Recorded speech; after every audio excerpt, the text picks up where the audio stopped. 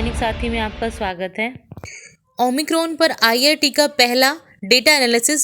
फरवरी में 1.5 lakh daily case के साथ बनेगा तीसरी लहर का पीक। अब ओमिक्रॉन की भारत में दस्तक से फिर से लोगों के मन में डर के साथ साथ और भी कई सवाल खड़े हो गए। ऐसे में चलिए जानते हैं क्या कहते हैं ओमिक्रॉन पर आईआईटी प्रोफेसर मणित अग्रवाल। जानकारी हमें साउथ अफ्रीका से मिली।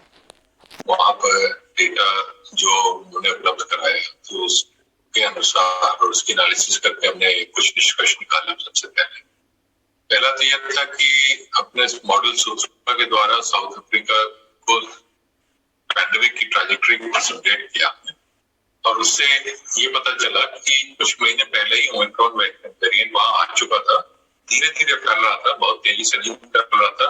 उसका कारण मुख्यतः ये था कि वहां पे 80% से भी अधिक लोगों में इम्यूनिटी आ चुकी है, जो कि नेचुरल इम्यूनिटी है। इसका अर्थ यह है कि जो पहले इन्फेक्ट होकर ठीक हो चुके हैं तो अब उनके अंदर नेचुरल इम्यूनिटी आ गई है और उसकी वजह से बहुत कम ऐसे लोग थे जिनको कि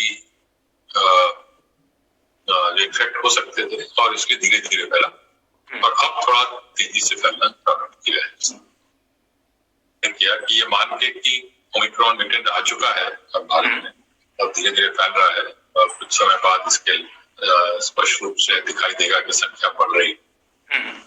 तो और ये भी हमने माना कि यहाँ भी दोगुनी गति से फैलेगा जी और नेचुरल इम्यूनिटी को अधिक बाईपास नहीं कर।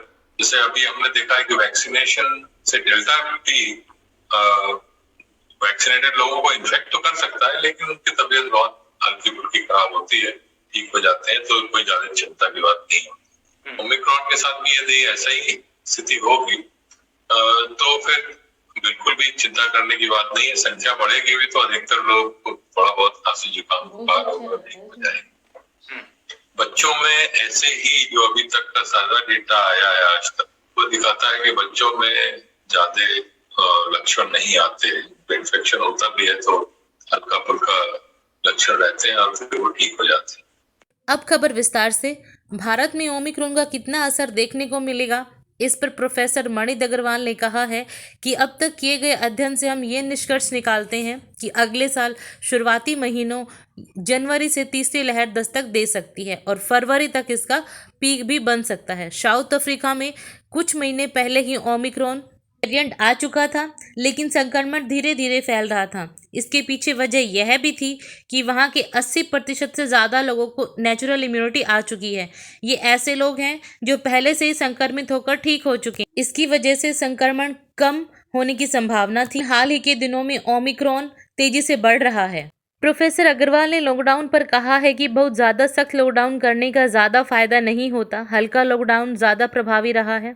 भीड़ भाड़ वाले इलाकों में लॉकडाउन करें, सभी दुकानें, बाजार, ट्रांसपोर्ट बंद अगर नहीं भी करें तो संक्रमण बढ़ने से रोका जा सकता है। सरकार को कुछ प्रतिबंध लगाने चाहिए। प्रोफेसर अग्रवाल ने बताया कि सभी को लग रहा है कि ओमिक्रॉन की वजह से री इन्फेक्शन बढ़ेगा, मतलब जो एक बार कोविड संक्रमित हो चुका है उसे फिर से ओमिक्रॉन संक्रमित कर देगा, लेकिन ऐसा नहीं है।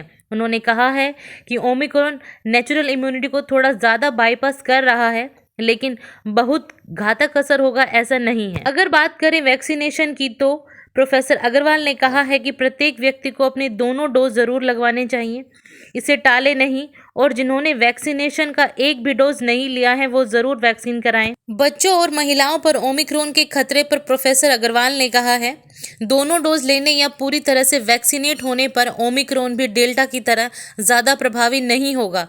थोड़ा बहुत खांसी जुकाम बुखार होकर रिकवरी हो जाएगी। बच्चों में भी इसका ज़्यादा असर होने की कम ही उम्मीद है। बहुत ज़्यादा चिंता करने या डरने की ज़रूरत नहीं है लेकिन सावधानी ज़रूर लें। ओमिक्रॉन की रफ्तार पर प्रोफेसर ने कहा है कि अब तक की गई स्टडी से सामने आया है कि ओमिक्रॉन नेचुरल इम्यूनिटी को बाईपास नहीं करने की ज़्यादा उम्मीद है लेकिन ये डेटा वेरिएंट के मुकाबले दुगनी तेज़ी से फैलेगा। जनवरी में इसका सबसे ज़्यादा असर होगा।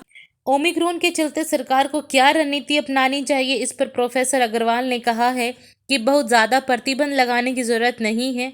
ये बात सही है कि किसी भी नए वेरिएंट का डर बना रहता है। सावधानी बरतने की ज़रूरत है, लेकिन ज़्यादा प्रतिबंध की नहीं। बाकी सरकार के पास ज़्यादा जानकारी है, वो अपना अध्ययन के मुताबिक ही फैसला लेंगे।